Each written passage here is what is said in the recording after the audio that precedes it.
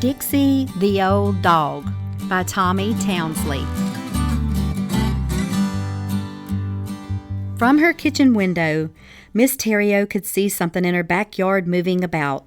She had just taken one of her freshly baked persimmon cakes out of the oven and carefully placed it on the windowsill to cool. Suddenly, she dropped her spoon on the floor and ran outside. Miss Theriot walked across her yard to the strange animal. She saw it had golden eyes. It seemed to walk with a limp and was very dirty. "What in the world is this?" she thought to herself. "I guess it could be a goat or a wolf or even a calf," she said. As she slowly approached the dog, she realized it was afraid of her too. When she backed up, the dog ran away into the woods. She said, "That big old dog could have bit me." In the days that followed, the dog visited her yard often. One day, she decided to try something to get the dog's attention. Miss Theriot took one of her old silver spoons out of the kitchen drawer. She also grabbed an old banged-up pan and went outside. She called the dog by banging on the pan with the spoon. The dog walked towards her slowly, but cautiously, and then ran away. Miss Theriot was sad because she wanted the dog to be her friend. She knew the dog was lonely, hungry, and hurting. She felt as though the dog had been left alone with no one to care for her. Finally, the dog began to trust Miss Theriot more and more. Miss Theriot brought her a big metal pan and filled it with dog food. The dog ate her food fast and then ran back across the bridge over the creek. Old Dog wanted to stay hidden, so she found an oak tree and lay near it to sleep. In the meantime, Miss Theriot told her friend Miss Odile about Old Dog. Miss Odile asked, "Aren't you scared of that old dog?" "Oh, no," replied Miss Theriot. "It is a nice dog. I just want to help her."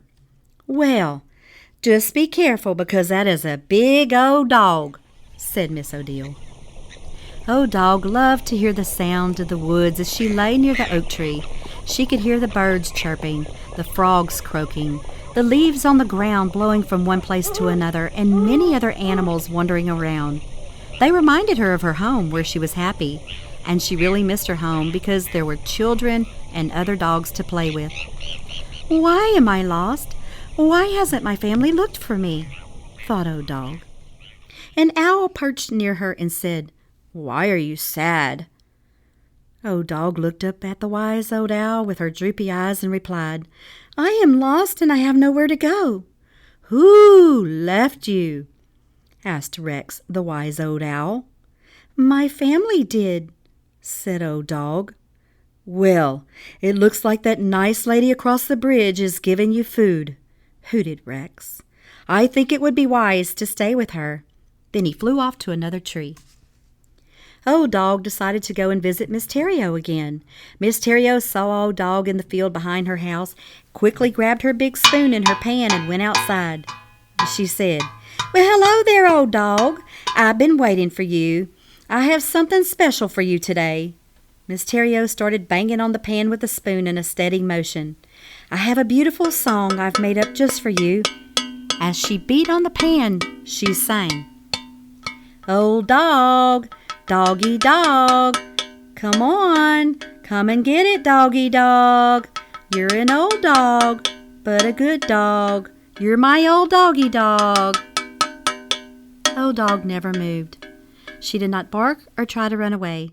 Her head would get higher and higher as Miss Theriot sang. Old Dog's ear had yellow spots on it.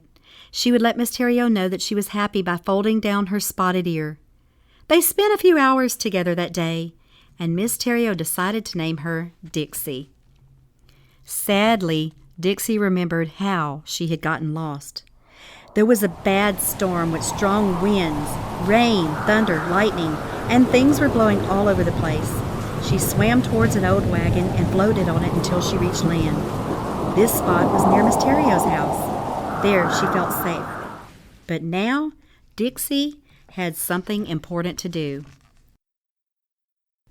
Dixie traveled for the next month to many different places. She wandered through the woods, crossing several creeks, bayous, lakes, and even drank water from ponds when she got thirsty. While Dixie was drinking some water, a mallard duck approached her and said, "What are you doing here? You do not belong here. This is my home. See, we have a barn over there. There is also a chicken yard with lots of chickens in it." "I know this is not my home. I wish it were my home. I am lost and trying to find my way back home. I have been lost for a long time. However, a nice lady has been giving me food. I am just getting some water because I am thirsty." "Well," said the duck, "I am sorry to hear that you are lost. My name is Jolie. Would you like to stay in our barn for the night? It is nice and warm and you could get a good night's sleep." Dixie lowered her head and said, "Yes, I am very tired, and tomorrow I can continue on my way." Jolie and Dixie walked to the barn. Dixie found a pile of hay near a tractor and went to sleep. The next day, Dixie told Jolie goodbye. She said, "Thank you for letting me spend the night." Jolie replied, "I think you should go back to that nice lady's house." In the meantime, Miss Theriot was worried because she had not seen Dixie for over a month. Every day she would go outside and bang on her pan with a spoon and call Dixie. Miss Theriot was very upset.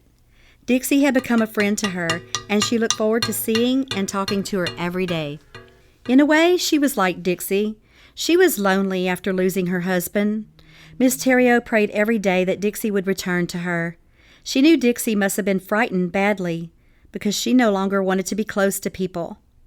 All Miss Theriot wanted to do was feed, water, and take care of Dixie. Miss Theriot lived all alone with her little dog, Lizzie. Lizzie was very sick. She was 13 years old. Miss Theriot knew Lizzie would not live much longer.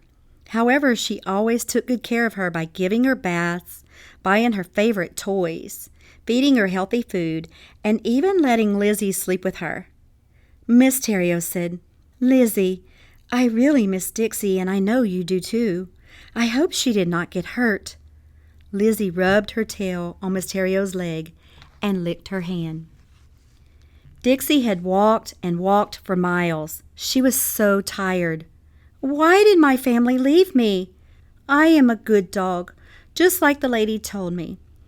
Rex and Jolie were right. Since I can't find my home, I must go back to the lady's house where I was treated well." Dixie spent many days in the lonely woods, trying to find her way back to Miss Theriot. She was so confused and exhausted that she had given up hope and started to whimper. All of a sudden, Dixie heard a loud noise in the distance. It sounded like something she had heard before. The sound grew louder and louder as she walked closer to it. It was a banging noise. As Dixie looked toward the creek, she saw Miss Theriot banging her spoon on the pan and calling her. Miss Theriot was tired and slowly walked to her old shed. She went inside and looked through the window. She did this every day that Dixie was missing. Surprisingly, she saw Dixie headed toward her pan of food. Miss Theriot was so excited that she called through the window to Dixie. "Where do you live, old dog?" said Miss Theriot. "Why don't you tell me where you live? I want to help you." Dixie looked at Miss Theriot with her tired eyes and began to eat her food. She was so hungry. Miss Theriot said, "Look at you. It looks like you laid on a pile of burnt leaves. I would love to give you a bath." Miss Theriot really felt sorry for Dixie. Miss Theriot got bolder and bolder and slowly gained Dixie's trust by approaching her slowly. She decided to see if Dixie would eat from her hand. Miss Theriot held out a piece of chicken, and Old Dog's big black nose touched her shaking hand. Miss Theriot was so excited that she let Dixie eat from her hand every day. Dixie learned to trust Miss Theriot. Miss Theriot never gave up on Dixie. She wanted to let Dixie know how good it felt to be loved and petted.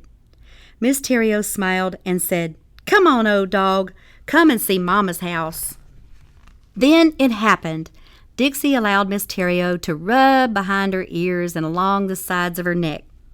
Dixie would roll over and let Miss Theriot rub her belly. Miss Theriot said, "You're just a great big old baby." Dixie smiled from ear to ear. She thought, "Now at last, I remember how good it feels to be loved and wanted." They became faithful friends, and their love grew stronger every day. Miss Theriot bought Dixie a shiny pink collar with her name on it. She wore it with pride.